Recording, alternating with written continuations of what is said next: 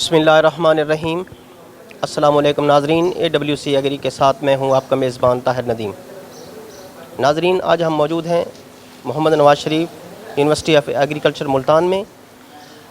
یہاں یونیورسٹی نے فشریز کی ترویج کے لیے بایو فلاک ٹیکنالوجی پر مبنی ایک ایسا طریقہ کار متعارف کرایا ہے جو فشریز کی ترویج میں اہمیت کا حامل ہے۔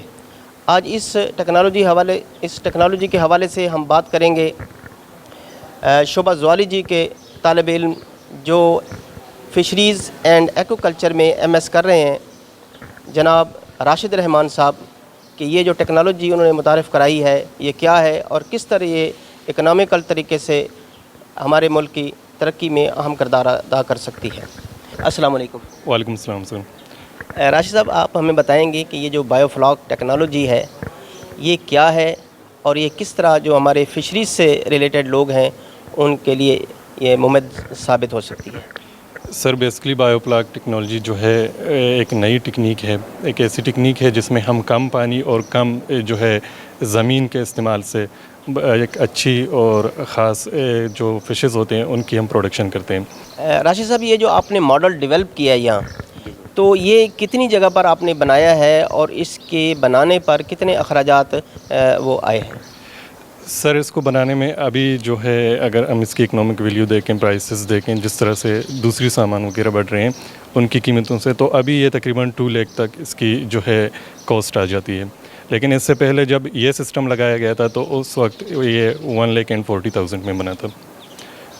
یعنی کہ مہنگائی کو مد نظر رکھتے ہوئے اس کی جو انیشیل کاسٹ ہے اس میں اضافہ ہوا ہے۔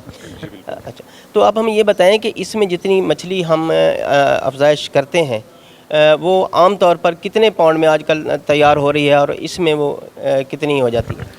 سر جو کام ہم فش کلچرنگ میں کرتے ہیں، فار ایگزامپل جو کام ہم 1 ایکڑ یوٹیلائز کر کے پروڈکشن حاصل کر رہے ہیں وہ ہم ایک ہی بایو فلاک میں کر سکتے ہیں۔ فار ایگزامپل پچھلے سال ہم نے پینگیشیس کی کلچرنگ کی تھی جو ہمیں ایک اچھی خاصی پروڈکشن اس سے ملی تھی۔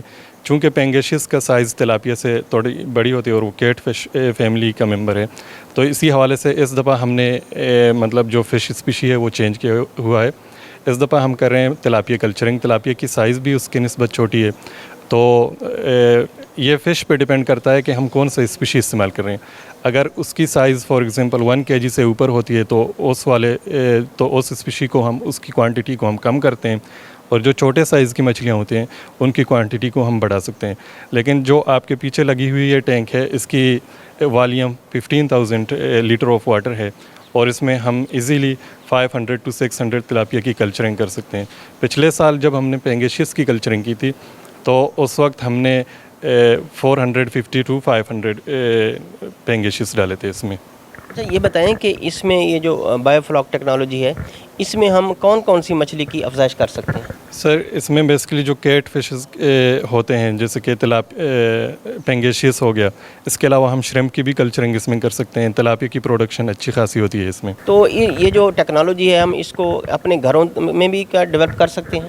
جی بالکل سر، جیسے کہ آپ دیکھ رہے ہیں یہ جو بایو فلاک ٹینک لگا ہے اس میں یہ کافی کم اسپیس میں لگی ہے۔ اگر ہم دیکھیں تو 1 ایکڑ کا کام جو ہو رہا ہے اس چھوٹے سے بایو فلاک میں ہو رہا ہے یہاں پہ ابھی۔ اس کی جو بیسک ہیں، ہمیں مانیٹرنگ کی بہت زیادہ ضرورت ہوتی ہے کہ اس میں دیکھ بھال کی اس کو دیکھ بھال کرنے کے لیے، اس کو کیئر کرنے کے لیے بہت احتیاط برتنی پڑتی ہے۔ تو اس حوالے سے اگر آپ گھروں میں بھی لگانا چاہتے ہیں تو اس کے لیے آپ کو جو ہے اس کی مانیٹرنگ کرنی پھر ہوگی اسی حساب سے۔ اگر ہم چاہیں کہ آپ ہمیں اس کا سائز بتائیں کہ اس کی میئرمنٹ کتنی ہے تو وہ ہمیں کچھ آگاہ کریں۔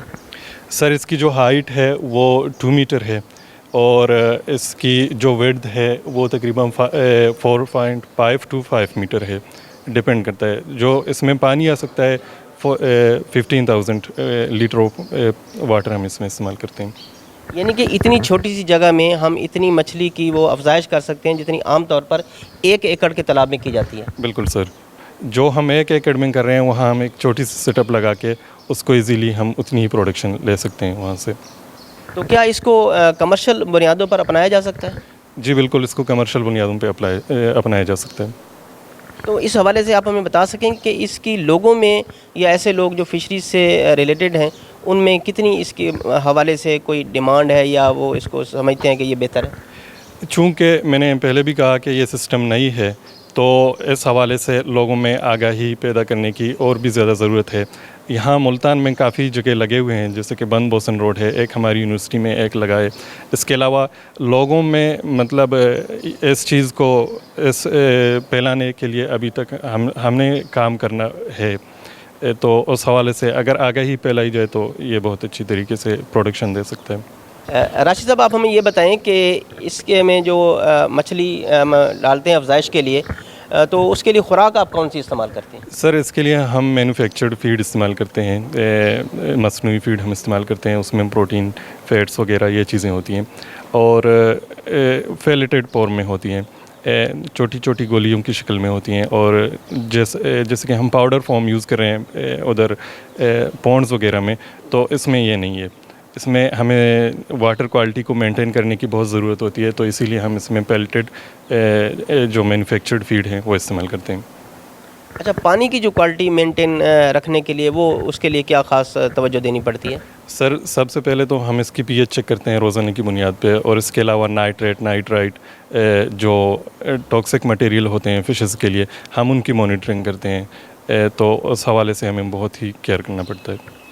اچھا، اس پونڈ میں جو ہے مچھلی کی جو خوراک ہے یا آکسیجن لیول ہے یا اس میں کوئی ٹاکسک میٹیریل ہے، اس حوالے کو چیک کرنے کے لیے کوئی آپ نے اس میں کوئی آلات بھی لگائے ہوئے ہیں؟ جی سر، آکسیجن پرووائڈ کرنے کے لیے ہم نے ایریٹر سسٹم لگائے ہوئے ہیں جو آپ دیکھ رہے ہیں پیچھے، اور اس کے علاوہ جو ٹاکسک مٹیریل ہوتے ہیں اس کی ہم روزانہ کی بنیاد پہ یا پر ہفتہ وار اس کی چیکنگ کرتے ہیں۔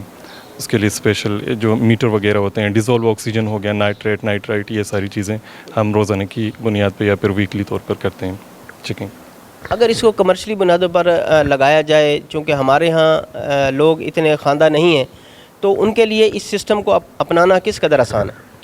سر ملتان میں بھی کافی لوگوں نے لگایا ہوا ہے، تو وہ اچھی پروڈکشن اس سے حاصل کر رہے ہیں۔ یہ آسان بھی ہے، مطلب کچھ جو بیسک کیئر آپ کو کرنی پڑتی ہے، اگر وہ برتیں تو اچھی پروڈکشن اس سے حاصل کرتے ہیں، اور اس کی اچھی سے کمرشلائزیشن بھی ہو سکتی ہے۔ اس میں اگر مچھلی جب ہم ڈالتے ہیں اس کی افزائش کے لیے، تو عام حالات میں جتنا ٹائم لیتی ہے مچھلی عام پونڈ میں، تو اس ٹیکنالوجی سے مچھلی جلد تیار ہو جاتی ہے یا سیم وقت ہی لیتی ہے؟ نہیں سر، پونڈ میں زیادہ ٹائم لگتا ہے۔ اس میں یہ ہے کہ ہر چیز آپ اس کی فیڈ کی بھی خیال رکھ رہے ہیں، آپ کو یہ بھی پتہ ہوتا ہے کہ آپ فیڈ دے رہے ہیں وہ اتنا کنزیوم کر بھی رہا ہے یا نہیں، اور اس میں یہ ہے کہ اس میں ہم ایکسٹرنل کاربن سورس ڈالتے ہیں، جو اس کی سب سے بہترین، اور اس کا جو فائدہ یہ ہے کہ آپ اگر دوسرے کلچرنگ کو دیکھیں، وہاں پہ نائٹروجینیس مٹیریل اگر بیلٹ ہوتے ہیں تو ان کی پھر یوٹیلائزیشن نہیں ہوتی۔ یہاں پہ ہم اس نائٹروجن جو اس کی ویسٹ ہوں گی، اس کے ویسٹ کو ہم ایکسٹرنل کاربن ڈالتے ہیں، فار ایگزامپل شوگر بیٹ، مولسز وغیرہ، یہ چیزیں جب ہم اس میں ڈالتے ہیں، جو کاربن سورس ہم اس کو پرووائڈ کرتے ہیں، جو نائٹروجینیس مٹیریل ہوگا، تو اس کی وجہ سے اس کے اندر فلوک بن جاتے ہیں۔ فلوک جو ہے خوراک کی ایک قسم ہے، آپ ایسا سمجھ لیں کہ وہ خوراک اور مائکرو آرگنائزم ان کی کمبینیشن ہوتی ہے، تو اس کو بھی فش یوٹیلائز کرتے ہیں۔ اگر دیکھا جائے تو اس میں انرجی جو ہے اس کی بچت ہے، اور پانی جو ہے بہت ہی کم یوز ہو رہا ہے۔ یہ 15,000 لیٹر جو ہم نے ڈالا ہے، اس میں اگر ہم اس کی ریپلیسمنٹ کر لیں، فار ایگزامپل ہم مہینے میں 1-2 انچ اس کی ریپلیسمنٹ کرتے ہیں، ویسے ہم نہیں کرتے، زیرو ایکسچینج ہوتی ہے اس میں واٹر کی، تو یہ کچھ بینیفٹس ہیں اس کی۔ عام حالات میں جو فش فارمر ہیں وہ سال میں ایک دفعہ ہی اپنا جو ہے وہ فلاک ڈالتے ہیں تالابوں میں، تو اس میں کیا ممکن ہے ہم سال میں زیادہ مرتبہ کو پروڈکشن لے سکیں؟ سر ممکن تو ہے، وہ ڈپینڈ کرتا ہے کہ آپ کون سا فش اسپیشی استعمال کر رہے ہیں۔ فار ایگزامپل اگر آپ تلاپیا استعمال کر رہے ہیں تو اس کی جو ہے مارکیٹ ویلیو وہ آپ کو جلدی پہنچ سکتی ہے۔ کچھ ایسے فشز ہیں جن کی مارکیٹ ویلیو اتنی مطلب مارکیٹ ویلیو کے حساب سے اس کی وزن اتنا نہیں بڑھ جاتا، تو پھر ہمیں ان پیرامیٹرز کو بھی نظر رکھنا پڑتا ہے، ان کو مد نظر رکھنا پڑتا ہے۔ اس ٹیکنالوجی کے ذریعے ہم کون کون سی مچھلی کو افزائش کر سکتے ہیں؟ سر اس میں جو ہے ہم تلاپیا، شریم، پنگیشیس اور وہ فشز جو ہے جو ویجیٹیشن پہ زیادہ تر ڈپینڈ نہیں کرتے، ہم ان کی اس میں کلچرنگ کر سکتے ہیں۔ بہت بہت شکریہ راشد صاحب، آپ نے ہمیں انفارمیشن دی۔ Thank you sir. اس وقت ہم بایو فلاک ٹیکنالوجی کے حوالے سے شعبہ زوالوجی کی اسسٹنٹ پروفیسر ڈاکٹر رفت صاحبہ سے بات کریں گے کہ یہ بایو فلاک ٹیکنالوجی عام حالات میں جو فش فارمر ہیں ان کے لیے کس حد تک مفید ٹیکنالوجی ہے. السلام علیکم. وعلیکم السلام. میڈم آپ ہمیں آگاہ کریں گے کہ یہ جو بایو فلاک ٹیکنالوجی ہے یہ لوگوں کے لیے کس قدر جو ہے وہ اکنامیکل اور زیادہ فائدہ مند ہے؟ جی، بایو فلاک ٹیکنالوجی اصل میں یہ انٹینسو سسٹم، یا اس کو ہم سپر انٹینسو سسٹم کہہ سکتے ہیں. ٹھیک ہے، انٹینسو سسٹم جب بھی ہم ایگریکلچر میں اپلائی کرتے ہیں اس کا مقصد یہ ہوتا ہے کہ ریسورسز کا یوز کم سے کم ہو اور پروڈکشن کمپیریٹیولی زیادہ مل جائے. تو آف کورس بینیفیشل ہے. اسمال اسکیل فارمرز جو ہیں وہ اسمال اسکیل پر جو کام کر رہے ہیں وہ اس کو اڈاپٹ کر سکتے ہیں. جن کے پاس لینڈ ایریا نہیں ہے، واٹر ریسورسز اتنے زیادہ، جیسے کہ واٹر ریسورسز جو ہیں وہ ڈکلائن کی طرف جا رہے ہیں، تو اس حوالے سے یہ بڑی بینیفیشل ہو سکتی ہے اگر اس کو اچھے طریقے سے اڈاپٹ کیا جائے. پریکاشنری میئر ساری کی ساری جو ہیں وہ فالو کی جائیں تو بینیفیشل ہے. اسمال اسکیل فارمرز گھر میں ایون کہ خواتین بھی اس کو مینیج کر سکتی ہیں. جو بھی نئی ٹیکنالوجی آتی ہے تو اس کو پھیلانے کے لیے یا لوگوں تک پہنچانے کے لیے کچھ نہ کچھ کاوش کرنی پڑتی ہے، یا لوگوں کو بھی ضرورت ہوتی ہے کہ انہوں کو اس ٹیکنالوجی کے بارے میں آگاہ کرے. تو آپ ہمیں یہ بتائیں کہ اس بایو فلاک ٹیکنالوجی کو فروغ دینے کے لیے یا جو لوگ اس ٹیکنالوجی اڈاپٹ کرنا چاہتے ہیں نجی لیول پر، گھریلو سطح پر یا کمرشل بنیادوں پر، اس حوالے سے آپ کیا مدد کر رہے ہیں؟ جی، اس میں ایک چیز تو یہ ہے کہ ہمارے اسٹوڈنٹس، ہمارے پاس B S fisheries and aquaculture کا پروگرام بھی چل رہا ہے اور ہمارے اسٹوڈنٹس فلی ٹرینڈ ہیں اس حوالے سے. وہ پرسنلی پرائیویٹلی اپنے جو ہیں رن کر رہے ہیں فش فارمز. یہاں سے بھی کچھ لرننگ کی ہے، اور جس طرح سے ویسے بھی ساؤتھ پنجاب ریجن میں فش فارمنگ کا جو ہے بزنس، پونڈ اگر فارمنگ دیکھی جائے وہ بھی کافی حد تک زیادہ ہے اپر پنجاب کی نسبت. تو وہ فارمرز، وہ بچے جو کہ فارمر فیملیز سے بلونگ کرتے تھے، وہ جو ہمارا ٹریڈیشنل فارمنگ کا سسٹم تھا پونڈ فارمنگ، اس کے ساتھ ساتھ اس کو بھی اڈاپٹ کر رہے ہیں.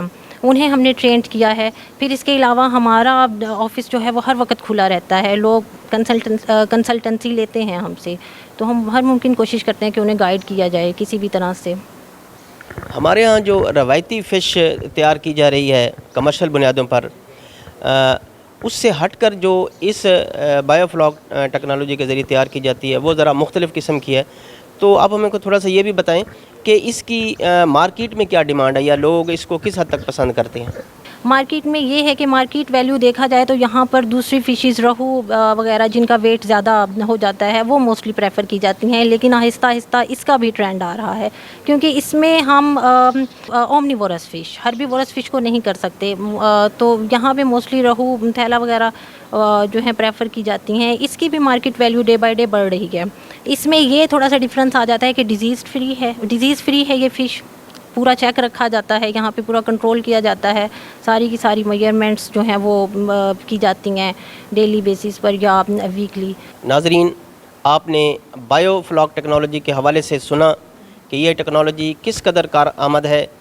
اس کے ذریعے نہ صرف آپ اپنے گھروں میں نجی سطح پر، کمرشل بنیادوں پر مچھلی کو تیار کر سکتے ہیں، اور جتنی مچھلی آپ 1 ایکڑ پاؤنڈ سے حاصل کرتے ہیں وہ اس چھوٹی سی جگہ پر تالاب بنا کر وہ حاصل کر سکتے ہیں.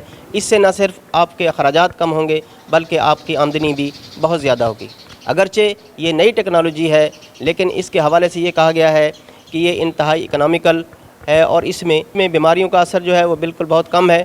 تو ہم سمجھتے ہیں کہ یہ یونیورسٹی کی جو کاوش ہے وہ ہماری فش فارمنگ میں ایک کلیدی کردار ادا کرے گی اور ایک انقلابی قدم ہوگا، اور ملک میں مچھلی کی جو پیداوار ہے اس کو بڑھانے میں مدد ملے گی. آج تک کے لیے اتنا ہی.